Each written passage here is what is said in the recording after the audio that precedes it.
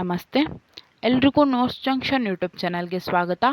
ನಿಮಗೆಲ್ಲ ತಿಳಿದಿರುವಂತೆ ನಾವು 6ರಿಂದ 10ನೇ ತರಗತಿವರೆಗಿನ ಪಠ್ಯಕ್ರಮದ ಸಿರೀಸನ್ನು ಮಾಡ್ತಾ ಇದ್ದೀವಿ. ಈ ಸಿರೀಸ್ನಲ್ಲಿ ನಾವು ನಿಮಗೆ 6ರಿಂದ 10ನೇ ತರಗತಿವರೆಗಿನ ಉಚಿತ ಕ್ಲಾಸಸ್ಗಳ ಜೊತೆಗೆ ಅದರ ಸಾರಾಂಶವುಳ್ಳ ಫ್ರೀ ನೋಟ್ಸನ್ನು ಸಹ ಕೊಡ್ತಿದ್ದೇವೆ. ಸೊ ಆದಷ್ಟು ವಿಡಿಯೋನ ಎಲ್ಲರೊಟ್ಟಿಗೆ ಶೇರ್ ಮಾಡಿ ನಮ್ಮ ಸಿರೀಸನ್ನು ಜಾಯ್ನ್ ಆಗಲು ಕೆಳಗೆ ಕೊಟ್ಟಿರುವ ಸಬ್ಸ್ಕ್ರೈಬ್ ಬಟನ್ನ ಒತ್ತಿ. ಇದರಿಂದ ನಮ್ಮ ಮುಂದಿನ ಎಲ್ಲ ವಿಡಿಯೋಗಳನ್ನು ನೀವು ವೀಕ್ಷಿಸಬಹುದು. ಇದು ತುಂಬ ಉಪಯುಕ್ತವಾದ ಸಿರೀಸ್ ಆಗಿದೆ. ಇದರಿಂದ ನೀವು ಸ್ಪರ್ಧಾತ್ಮಕ ಪರೀಕ್ಷೆಗಳನ್ನು ಎದುರಿಸಲು ತುಂಬ ಅನುಕೂಲವಾಗುತ್ತೆ. ಸೊ ಆದಷ್ಟು ನಮ್ಮ ಚಾನಲ್ನ ಸಬ್ಸ್ಕ್ರೈಬ್ ಮಾಡಿಕೊಂಡು ನಮ್ಮ ಸಿರೀಸನ್ನು ಜಾಯ್ನ್ ಮಾಡಿ, ಎಲ್ಲರೊಟ್ಟಿಗೆ ಈ ವಿಡಿಯೋನ ಶೇರ್ ಮಾಡಿ. ಇಂದಿನ ವಿಡಿಯೋದಲ್ಲಿ ನಾವು 7ನೇ ತರಗತಿಯ ಅಧ್ಯಾಯ 8 ಆಗಿರುವ ಭಕ್ತಿ ಪಂಥ ಹಾಗೂ ಸೂಫಿ ಪರಂಪರೆಯ ಕುರಿತು ನೋಡೋಣ. ಭಕ್ತಿ ಎಂಬ ಸಂಸ್ಕೃತ ಪದವು ಭೂಜ್ ಎಂಬ ಮೂಲದಿಂದ ಬಂದಿದೆ. ಭೂಜ್ ಎಂದರೆ ಜ್ಞಾನ ಎಂದರ್ಥ. ಈಗ ನಾವು ಭಕ್ತಿ ಪಂಥದ ಸಾರದ ಕುರಿತು ನೋಡೋಣ.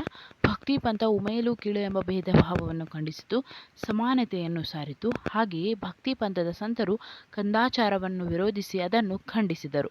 ಇವರು ಜನರ ಹೃದಯವನ್ನು ಬೆರೆಯುವ ಕಾರ್ಯವನ್ನು ಮಾಡಿದರು. ಸೂಫಿ ಸಂತರು ಧರ್ಮವೆಂದರೆ ಪ್ರೇಮ ಹಾಗೂ ಮಾನವ ಸೇವೆ ಎಂದು ಸಾರಿದರು.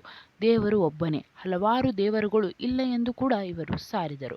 ಈಗ ದಕ್ಷಿಣ ಭಾರತದ ಪ್ರಮುಖ ಪರಂಪರೆಯ ಕುರಿತು ನೋಡೋಣ. ಅವರಲ್ಲಿ ಪ್ರಮುಖರು ಅಂಡಾಳರು.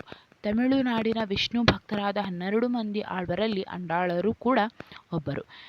ಇವರು ವಿಷ್ಣು ಚಿತ್ತರ ಸಾಕು ಮಗಳಾಗಿದ್ದರು.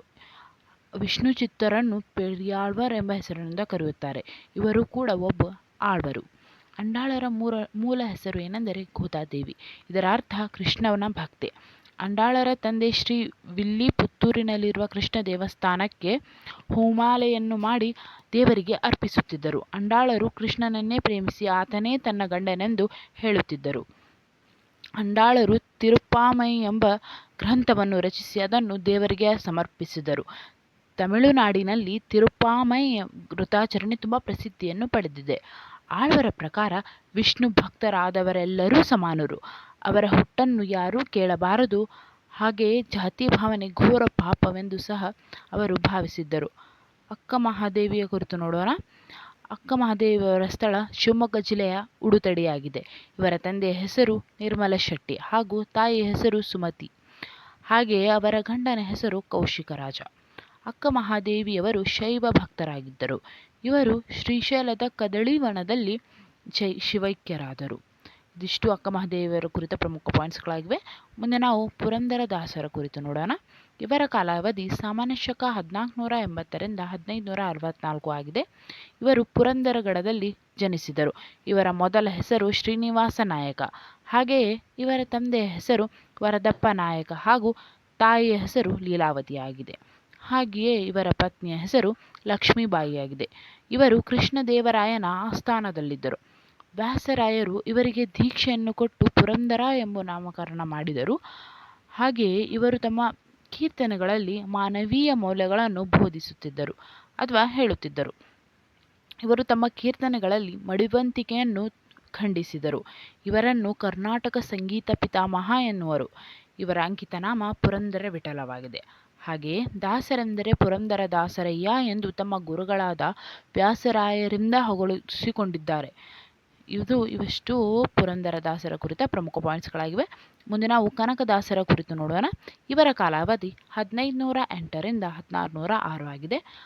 1508ರಲ್ಲಿ ಹಾವೇರಿಯ ಬಂಕಾಪುರ ತಾಲೂಕಿನ ಬಾಡ ಎಂಬ ಗ್ರಾಮದಲ್ಲಿ ಕನಕದಾಸರು ಜನಿಸಿದರು. ಇವರ ಮೂಲ ಹೆಸರು ತಿಮ್ಮಪ್ಪ. ಹಾಗೆಯೇ ಇವರ ತಂದೆ ಹೆಸರು ಬೀರಪ್ಪ ಹಾಗೂ ತಾಯಿ ಹೆಸರು ಬಚ್ಚಮ್ಮ ಆಗಿದೆ. ಇವರು ಕಲಿಯೂ ಹೌದು, ಕವಿಯೂ ಹೌದು. ಬಾಡ ಗ್ರಾಮದ ಸುತ್ತಲಿನ 78 ಗ್ರಾಮಗಳಿಗೆ ನಾಡಗೌಡ ಹಾಗೂ ಡನಾಯಕರಾಗಿದ್ದರು ಇವರು. ಇವರ ಗುರುಗಳ ಹೆಸರು ವ್ಯಾಸರಾಯರು. ಇವರ ಅಂಕಿತ ನಾಮ ಏನೆಂದರೆ ಕಾಗಿನೆಲೆ ಆದಿಕೇಶವ. ತಮ್ಮ ಕೀರ್ತನೆಗಳಲ್ಲಿ ಜಾತಿ ಪದ್ಧತಿಯನ್ನು ವಿಡಂಬನೆಯನ್ನು ಮಾಡಿದ್ದಾರೆ. ಕನಕದಾಸರ ಪ್ರಮುಖ ಕೃತಿಗಳು ಯಾವೆಂದರೆ ಹರಿಭಕ್ತಸಾರ, ನಳಚರಿತೆ, ರಾಮಧಾನ್ಯ ಚರಿತೆ. ರಾಮಧಾನ್ಯ ಚರಿತೆಯು ಷಟ್ಪದಿ ಕಾವ್ಯವಾಗಿದೆ. ಹಾಗೆಯೇ ಮೋಹನ ತರಂಗಿಣಿಯು ಸಾಂಗತ್ಯ ಕೃತಿಯಾಗಿದೆ. ಇವಿಷ್ಟು ಕನಕದಾಸರ ಕುರಿತ ಪ್ರಮುಖ ಪಾಯಿಂಟ್ಸ್ಗಳು. ಮುಂದೆ ನಾವು ಶಿಶುನಾಳ ಶರೀಫರ ಕುರಿತು ನೋಡೋಣ. ಕನ್ನಡದ ಮೊದಲ ಮುಸ್ಲಿಂ ಅನುಭಾವಿ ಕವಿ ಯಾರೆಂದರೆ ಅವರು ಶಿಶುನಾಳ ಶರೀಫರು. ಇವರನ್ನು ಕರ್ನಾಟಕದ ಕಬೀರ ಎನ್ನುವರು. ಇವರು 1819ರಲ್ಲಿ ಜನಿಸಿದರು. ಇವರ ತಂದೆಯ ಹೆಸರು ಇಮಾಮ್ ಸಾಬ್ ಹಾಗೂ ತಾಯಿ ಹೆಸರು ಹಜ್ಮಾ. ಹಿಂದೂ ಮುಸ್ಲಿಂ ಧರ್ಮದ ಬಗ್ಗೆ ಬಾಲ್ಯದಲ್ಲಿ ಅರಿವನ್ನು ಇವರು ಹೊಂದಿದರು. ಮುಲ್ಕಿ ಪರೀಕ್ಷೆಯನ್ನು ಪಾಸು ಮಾಡಿ ಶಿಕ್ಷಕರಾಗಿ ಸೇವೆಯನ್ನೂ ಸಹ ಇವರು ಸಲ್ಲಿಸಿದರು. ಶಿಶುನಾಳ ಶರೀಫರು ಯಾರಿಂದ ದೀಕ್ಷೆ ಪಡೆದುಕೊಂಡು ಅನೇಕ ತತ್ವಗಳನ್ನು ರಚಿಸಿದರೆಂದರೆ ಅವರು ಗುರು ಗೋವಿಂದ ಭಟ್ಟರು. ಇವರ ಪದಗಳಲ್ಲಿ ನಾವು ರಿವಾಯತ್ಗಳನ್ನು ನೋಡಬಹುದು. ರಿವಾಯತ್ ಅಂದರೆ ಮೊಹರಂ ಪದಗಳು. ಶಿಶುನಾಳದಲ್ಲಿ ಇವರ ಸಮಾಧಿ ಇದೆ. ಇವಿಷ್ಟು ದಕ್ಷಿಣ ಭಾರತದ ಪ್ರಮುಖ ಸೂಫಿ ಸಂತರ ಅಥವಾ ಭಕ್ತಿ ಪಂಥದ ಪ್ರಮುಖರ ಪಾಯಿಂಟ್ಸ್ಗಳಾಗಿತ್ತು.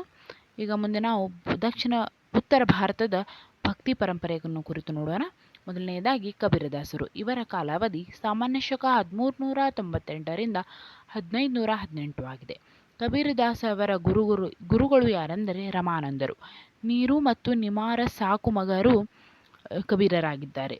ಅಲ್ಲಾಹ್ ಹಾಗೂ ರಾಮ ಎಂಬುದು ಒಂದೇ ದೇವರ ಎರಡು ಹೆಸರುಗಳು ಎಂದು ಇವರು ಬೋಧಿಸಿದರು. ಹಿಂದೂ ಮುಸ್ಲಿಮರು ಒಂದು ಮಣ್ಣಿನಿಂದ ತಯಾರಿಸಿದ ಮಡಿಕೆಗಳು ಎಂದು ಇವರು ಬಣ್ಣಿಸಿದರು.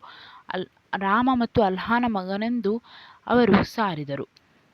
ದೇಹ ದಂಡನೆ, ಉಪವಾಸ, ತೀರ್ಥಯಾತ್ರೆ, ಪವಿತ್ರ ಸ್ಥಾನಗಳಿಂದ ದೇವರನ್ನು ಕಾಣಲು ಸಾಧ್ಯವಿಲ್ಲ. ಆದರೆ ಪವಿತ್ರವಾದ ಭಕ್ತಿ ಮಾರ್ಗದಿಂದ ಮಾತ್ರ ದೇವರನ್ನು ಕಾಣಲು ಸಾಧ್ಯ ಎಂದು ಇವರು ಹೇಳಿದರು. ತಮ್ಮ ತತ್ವಗಳು ಜನರಿಗೆ ಅರ್ಥವಾಗುವಂತೆ ದೋಹಾ ಅಂದರೆ 2 ಸಾಲಿನ ಪದ್ಯಗಳನ್ನು ರಚಿಸುವ ಮೂಲಕ ಬೋಧಿಸಿದರು. ಇವರ ಅನುಯಾಯಿಗಳನ್ನು ಕಬೀರಪಂಥಿಗಳು ಎಂದು ಕರೆಯುತ್ತಾರೆ. ಇದಿಷ್ಟು ಕಬೀರದಾಸರ ಪ್ರಮುಖ ಪಾಯಿಂಟ್ಸ್ಗಳು. ಮುಂದೆ ನಾವು ಗುರುನಾನಕರ ಕುರಿತು ನೋಡೋಣ. ಇವರ ಕಾಲಾವಧಿ ಸಾಮಾನ್ಯ ಶಕ 1469ರಿಂದ 1539 ಆಗಿದೆ. ಇವರು ಸಿಖ್ ಧರ್ಮದ ಸ್ಥಾಪಕರು. ಪಾಕಿಸ್ತಾನದಲ್ಲಿರುವ ಪಂಜಾಬಿನ ತಲಂವಾಡಿ ಗ್ರಾಮದಲ್ಲಿ 1469ರಲ್ಲಿ ಇವರು ಜನಿಸಿದರು. ಇವರ ತಂದೆಯ ಹೆಸರು ಮೆಹತ್ ಕೌಲ್ ಹಾಗೂ ತಾಯಿ ತೃಪ್ತಾ.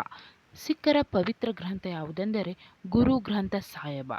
ಗುರು ಗ್ರಂಥ ಸಾಹೇಬದಲ್ಲಿರುವ ಸಿಖ್ಖರ ಹಾಡುಗಳನ್ನು ಜಪಜಿಗಳು ಎಂದು ಕರೆಯುತ್ತಾರೆ. ಗುರುನಾನಕ್ ಅವರಿಗೆ ದೇವರಲ್ಲಿ ಅಚಲ ನಂಬಿಕೆ ಇತ್ತು. ವಿಶ್ವಕ್ಕೆ ದೇವರೊಬ್ಬನೇ, ಅವನು ಸತ್ಯ ನಿತ್ಯನೆಂದು ಇವರು ಸಾರಿದರು. ಜೀವನದಲ್ಲಿ ಮೋಸ, ವಂಚನೆ, ಕಳ್ಳತನ, ಹಿಂಸೆ ಮಾಡಬಾರದು. ಗುರುವಿನಿಂದ ಭಕ್ತಿಯಿಂದ ಮುಕ್ತಿಯನ್ನು ಪಡೆಯಬಹುದೆಂದು ಇವರು ಹೇಳಿದರು. ಗುರುನಾನಕರು ಕರ್ನಾಟಕದ ಬಿದರ್ನಲ್ಲಿ ತಂಗಿದ್ದರು. ಈ ಸ್ಥಳವನ್ನು ಗುರುನಾನಕ್ ಝಾರಾ ಅಂದರೆ ಸಿಹಿ ನೀರ ಬುಗ್ಗೆ ಎಂದು ಕರೆಯುತ್ತಾರೆ. ಮುಂದೆ ನಾವು ತುಳಸಿದಾಸರ ಕುರಿತು ನೋಡೋಣ. ಇವರ ಕಾಲಾವಧಿ ಸಾಮಾನ್ಯ ಶಕ 1532ರಿಂದ 1623 ಆಗಿದೆ. ರಾಮಚರಿತ ಮಾನಸವನ್ನು ತುಳಸಿದಾಸರು ಬರೆದರು. ಹಿಂದಿ ಸಾಹಿತ್ಯದ ಶ್ರೇಷ್ಠ ಕೃತಿಯಾಗಿದೆ ಇದು. ಮುಂದೆ ನಾವು ಮೀರಾಬಾಯಿಯವರ ಕುರಿತು ನೋಡೋಣ. ಇವರ ಕಾಲಾವಧಿ 1498ರಿಂದ 1569 ಆಗಿದೆ. ಇವರನ್ನು ಕಲಿಯುಗದ ರಾಧೆ ಎಂದು ಕರೆಯುವರು. ಇವರು ರಾಜಸ್ಥಾನದ ರಜಪೂತ ಮನೆತನದವರು. ಮೇವಾಡದ ರಾಜಕುಮಾರನೊಂದಿಗೆ ವಿವಾಹವನ್ನು ಇವರಿಗೆ ಮಾಡಿಸಲಾಯಿತು. ಇವರು ರಾಜ ರತನ್ ಸಿಂಗನ ಮಗಳು. ಮೀರಾಬಾಯಿ ಅತ್ತೆ ಶ್ರೀಕೃಷ್ಣನ ಆರಾಧನೆಯನ್ನು ಕಟುವಾಗಿ ವಿರೋಧಿಸಿದ್ದರಿಂದ ಮೀರಾಬಾಯಿ ತನ್ನ ಗಂಡನ ಮನೆಯನ್ನು ತೊರೆದು ದೈವಾರಾಧನೆಯಲ್ಲಿ ತೊಡಗಿದರು. ಇವರ ಆರಾಧ್ಯ ದೈವ ಗಿರಿಧರ ಗೋಪಾಲನಾಗಿದ್ದಾನೆ. ಮುಂದೆ ನಾವು ಚೈತನ್ಯರ ಕುರಿತು ನೋಡೋಣ. ಇವರ ಕಾಲಾವಧಿ ಸಾಮಾನ್ಯ ಶಕ 1485ರಿಂದ 1533 ಆಗಿದೆ.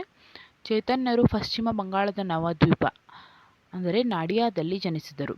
ಜಗನ್ನಾಥ ಮಿಶ್ರಾ ಹಾಗೂ ಶ್ರೀದೇವಿ ಇವರ ತಂದೆ ತಾಯಿಯರು. ಚೈತನ್ಯರ ಮೂಲ ಹೆಸರು ವಿಶ್ವಂಬರ. ಇವರ ಗುರುಗಳು ಈಶ್ವರಿಪುರಿ. ಜಾತಿ ಭೇದವನ್ನು ಇವರು ಅಲ್ಲಗಳೆದರು. ಮುಕ್ತಿಗೆ ಭಕ್ತಿಯೊಂದೇ ದಾರಿ ಎಂದು ಸಾರಿದರು. ವಿಶ್ವ ಪ್ರೇಮವೇ ದೇವರ ಪ್ರೀತಿ ಗಳಿಸುವ ಪ್ರಥಮ ಹೆಜ್ಜೆ ಎಂದು ಇವರು ಬೋಧಿಸಿದರು. ಇವರು ಭಾರತದ ಎಲ್ಲ ಕಡೆಗೆ ತೀರ್ಥಯಾತ್ರೆ ಕೈಗೊಂಡರು. ಪ್ರೇಮದ ಸಂದೇಶವನ್ನು ಸಾರಿದರು.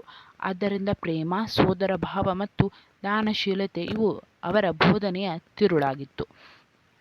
ಹರೇ ಕೃಷ್ಣ ಪಂಥ ಇವರಿಂದ ಪ್ರಭಾವಿತವಾಗಿದೆ. ಚೈತನ್ಯರು ಶ್ರೀಕೃಷ್ಣನ ಅವತಾರವೆಂದು ಪರಿಗಣಿಸುವ ಬಂಗಾಳದ ಜನತೆ ಅವರನ್ನು ಚೈತನ್ಯ ಮಹಾಪ್ರಭು ಎಂದು ಕರೆದಿದ್ದಾರೆ. ಭಕ್ತಿ ಪಂಥದ ಪ್ರಮುಖ ಪರಿಣಾಮಗಳನ್ನು ನಾವೀಗ ನೋಡೋಣ. ಭಕ್ತಿ ಸಂತರು ಹಿಂದೂ ಮುಸ್ಲಿಂ ಸಾಮರಸ್ಯ ಸಾಧಿಸುವಲ್ಲಿ ಪ್ರಮುಖ ಪಾತ್ರವನ್ನು ವಹಿಸಿದರು. ಭಕ್ತಿ ಸಂತರು ಜನರಾಡುವ ಸ್ಥಳೀಯ ಭಾಷೆಗಳಲ್ಲಿ ಸಾಹಿತ್ಯವನ್ನು ರಚನೆ ಮಾಡಿದರು. ಇದರಿಂದ ಭಾರತೀಯ ದೇಶಿ ಭಾಷೆಗಳು ಶ್ರೀಮಂತಗೊಂಡವು. ಸೂಫಿ ಪರಂಪರೆಯ ಕುರಿತು ನಾವೀಗ ನೋಡೋಣ. ಹಿಂದೂಗಳಲ್ಲಿ ಕಬೀರರು, ಕನಕದಾಸರು, ಚೈತನ್ಯರು ಮುಂತಾದವರು ಧರ್ಮ ಜಾಗೃತಿಯನ್ನು ಉಂಟು ಮಾಡಿದರೆ, ಮುಸ್ಲಿಮರಲ್ಲಿ ಸೂಫಿ ಸಂತರು ಧರ್ಮ ಜಾಗೃತಿಯನ್ನು ಉಂಟು ಮಾಡಿದರು. ಹಿಂದೂ ಮುಸ್ಲಿಮರ ಏಕತೆಗಾಗಿ ಶ್ರಮಿಸಿದರು. ಸೂಫಿ ಪಂಥವು ಅರೇಬಿಯಾದಲ್ಲಿ ಉದಯಿಸಿ ಭಾರತವನ್ನು ಪ್ರವೇಶಿಸಿದರು. ಸೂಫಿ ಎಂಬ ಪದವು ಸಾಫ್ ಎಂಬ ಪದದಿಂದ ಬಂದಿದೆ. ಸಾಫ್ ಎಂದರೆ ಶುದ್ಧಿ ಅಥವಾ ಶುಚಿ ಎಂದರ್ಥ. ಸೂಫಿ ಸಂತರು ಮುಸ್ಲಿಂ ಅನುಭಾವಿಗಳಾಗಿದ್ದು ಸದಾ ಉಣ್ಣೆಯ ಅಂಗಿಯನ್ನು ತೊಡುತ್ತಾರೆ. ಸೂಫಿ ಪಂಥದ ಸಾರದ ಕುರಿತು ನಾವೀಗ ನೋಡೋಣ. ದೇವರು ಒಬ್ಬನೇ, ಆತನು ಸರ್ವಶಕ್ತನಾಗಿದ್ದಾನೆ. ನಾವೆಲ್ಲರೂ ಆತನ ಮಕ್ಕಳು ಎಂದು ಪ್ರತಿಪಾದಿಸಿದರು. ಉತ್ತಮ ಕಾಯಕಕ್ಕೆ ಮಹತ್ವವನ್ನು ಇವರು ನೀಡಿದರು. ಎಲ್ಲ ಮಾನವರು ಸಮಾನರು ಎಂದು ಸಾರಿದರು. ಜಾತಿ ಪದ್ಧತಿಯನ್ನು ಇವರು ವಿರೋಧಿಸಿದರು. ಧರ್ಮವೆಂದರೆ ಪ್ರೇಮ, ಮಾನವ ಸೇವೆ ಎಂಬುದೇ ಸೂಫಿಗಳ ಮೂಲ ತತ್ವವಾಗಿತ್ತು. ಈಗ ನಾವು ಖಾಜಾ ಬಂದೆ ನಮಾಜರ ಕುರಿತು ನೋಡೋಣ. ಇವರು ಕೂಡ ಪ್ರಸಿದ್ಧ ಸೂಫಿ ಸಂತರು. ಇವರ ಗುರುಗಳು ನಾಸಿರುದ್ದೀನ್. ಬಂದೆ ನಮಾಜ್ ಎಂದರೆ ಮೊರೆಹೊಕ್ಕವನು ಅಥವಾ ಮೊರೆಹೊಕ್ಕವರನ್ನು ಪೊರೆಯುವವರು ಎಂದರ್ಥ. ಇವನ ಇನ್ನೊಂದು ಹೆಸರು ಗೇಸುದ ರಾಜ ಅಂದರೆ ಉದ್ದ ಕೂದಲಿನವನು ಎಂದರ್ಥ. ಇವರ ಮೂಲ ಹೆಸರು ಸೈಯದ್ ಮೊಹಮ್ಮದ್ ಹುಸೇನಿ. ಇವರಿಗೆ ಸಂಸ್ಕೃತ, ಅರೇಬಿಯಾ, ಫಾರ್ಸಿ, ದಖನ್ ಹೀಗೆ ಅನೇಕ ಭಾಷೆಗಳು ಬರುತ್ತಿದ್ದವು. ಇವರು ಕಲ್ಬುರ್ಗಿಗೆ ಭೇಟಿಯನ್ನು ನೀಡಿದ್ದರು. ತಾಜುದ್ದೀನ್ ಫಿರೋಜ್ ಶಾ ಇವರಿಗೆ ತುಂಬ ಗೌರವವನ್ನು ನೀಡುತ್ತಿದ್ದನು. ಕಲ್ಬುರ್ಗಿಯಲ್ಲಿ ಪ್ರತಿ ವರ್ಷ ಇವರ ಉರುಸು ಕೂಡ ನಡೆಯುತ್ತದೆ. ಇದು ಕೂಡ ತುಂಬ ಪ್ರಸಿದ್ಧಿಯಾದ ಉರುಸಾಗಿದೆ.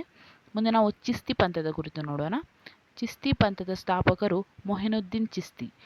ಇವರು ಅಜ್ಮೀರಕ್ಕೆ ಬಂದು ನೆಲೆಸಿದರು. ಚಿಸ್ತಿಗಳಲ್ಲಿ ಹಿಂದೂ ಮುಸ್ಲಿಂ ಸಾಮರಸ್ಯದ ಬಗ್ಗೆ ಕಾಳಜಿಯೂ ಇತ್ತು. ಫತೇಪುರ ಸಿಕ್ರಿಯಲ್ಲಿ ಸಲೀಂ ಚಿಸ್ತಿಯು ಪ್ರಸಿದ್ಧರಾಗಿದ್ದಾರೆ.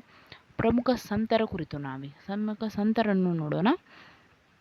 ಶೇಖ್ ಇಸ್ಮಾಯಿಲ್ ಇವರು ಲಾಹೋರದಲ್ಲಿ ಪ್ರಸಿದ್ಧರು. ಖ್ವಾಜಾ ಮೊಯಿನುದ್ದೀನ್ ಚಿಸ್ತಿ ಅಜ್ಮೀರದವರು.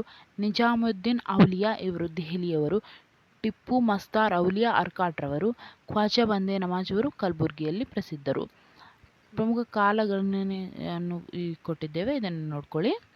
ಇದಿಷ್ಟು ಭಕ್ತಿ ಪಂಥ ಹಾಗೂ ಸೂಫಿ ಪರಂಪರೆಯ ಪ್ರಮುಖ ಪಾಯಿಂಟ್ಸ್ಗಳಾಗಿವೆ. ಈಗ ನಾವು ಈ ಪಠ್ಯದಲ್ಲಿ ಬರುವ ಪ್ರಮುಖ ಪ್ರಶ್ನೆಗಳನ್ನು ನೋಡೋಣ. ಮೊದಲನೆಯ ಪ್ರಶ್ನೆ, ಅಕ್ಕ ಮಹಾದೇವಿಯವರ ವಚನದ ಅಂಕಿತ ನಾಮ ಯಾವುದು? ಚನ್ನಮಲ್ಲಿಕಾರ್ಜುನ ಅಕ್ಕ ಮಹಾದೇವಿಯವರ ಅಂಕಿತನಾಮವಾಗಿದೆ. ಎರಡನೇ ಪ್ರಶ್ನೆ, ಪುರಂದರದಾಸರು ಯಾರ ಆಸ್ಥಾನದಲ್ಲಿ ಇದ್ದರು? ಕೃಷ್ಣದೇವರಾಯನ ಆಸ್ಥಾನದಲ್ಲಿ ಇದ್ದರು. ಮೂರನೇ ಪ್ರಶ್ನೆ, ಆದಿಕೇಶವ ಎಂಬುದು ಯಾರ ಅಂಕಿತನಾಮ? ಕನಕದಾಸರ ಅಂಕಿತನಾಮವಾಗಿದೆ. ನಾಲ್ಕನೇ ಪ್ರಶ್ನೆ, ಕರ್ನಾಟಕದ ಕಬೀರ ಎಂದು ಯಾರನ್ನು ಕರೆಯುತ್ತಾರೆ? ಶಿಶುನಾಳ ಶರೀಫರನ್ನು ಕರ್ನಾಟಕದ ಕಬೀರ ಎಂದು ಕರೆಯುವರು. ಹಾಗೂ ಐದನೇ ಪ್ರಶ್ನೆ, ಚೈತನ್ಯರ ಮೊದಲ ಹೆಸರು ಏನು? ವಿಶ್ವಂಬರ ಎನ್ನುವುದು ಚೈತನ್ಯರ ಮೊದಲ ಹೆಸರು. ಹಾಗೂ ಆರನೇ ಹಾಗೂ ಕೊನೆಯ ಪ್ರಶ್ನೆ, ಸೂಫಿ ಸಂತ ಖ್ವಾಜಾ ಬಂದೆ ನವಾಜರಾಗಿದ್ದ ಇನ್ನೊಂದು ಹೆಸರು ಯಾವುದು? ಅದು ಗೇಸುದ ರಾಜವಾಗಿದೆ. ಇದಿಷ್ಟು ಪ್ರಮುಖ ಪ್ರಶ್ನೆಗಳಾಗಿತ್ತು. ಇದಿಷ್ಟನ್ನು ನೀವು ನೋಡ್ಕೊಳ್ಬೇಕು. ನಮ್ಮ ಪ್ರಸ್ತುತಿ ಇಷ್ಟವಾದರೆ ಲೈಕ್ ಮಾಡಿ, ಶೇರ್ ಮಾಡಿ, ಸಬ್ಸ್ಕ್ರೈಬ್ ಮಾಡಿ. ಧನ್ಯವಾದಗಳು.